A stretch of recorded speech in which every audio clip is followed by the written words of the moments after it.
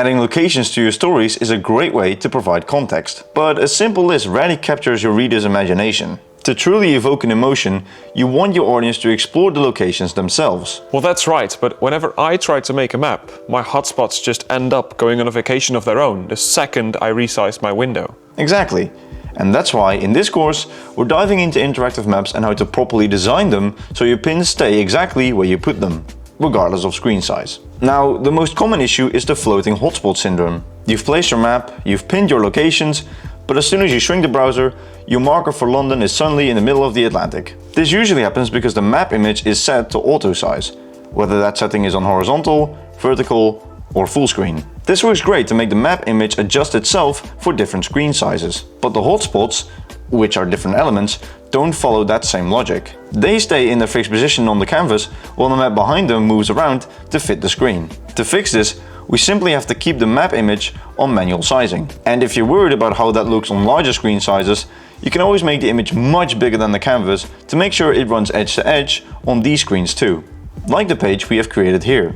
Just make sure that your marker is always placed on the canvas and inside the safe zone, because otherwise people using smaller screens aren't able to view your markers. Okay, so now we know how to place the map and make sure the markers are in the right place too, but how do you make sure that the pop-ups also show up right next to the markers? Okay, that might look difficult, but the solution is basically the same. Just place the pop-up wherever you like on the canvas and make sure it has the exact same positioning settings as the map image and the markers, which is the free position option in our case. Because the elements with this positioning option are stuck directly to the canvas, they always remain exactly in their positions.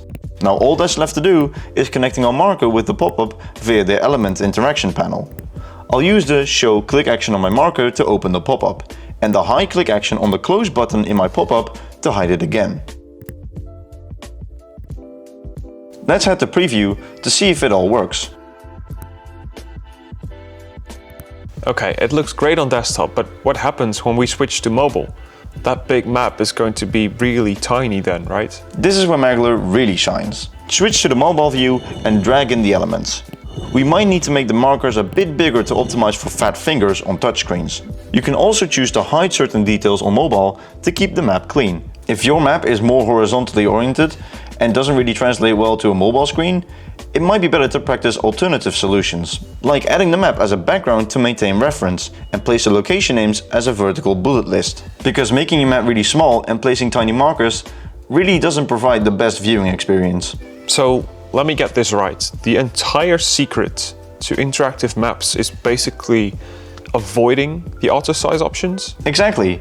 Keep your map and pins aligned and they'll never drift apart. So, avoid auto size for map images to prevent scaling mismatches and adjust for mobile by resizing your hotspots for better usability.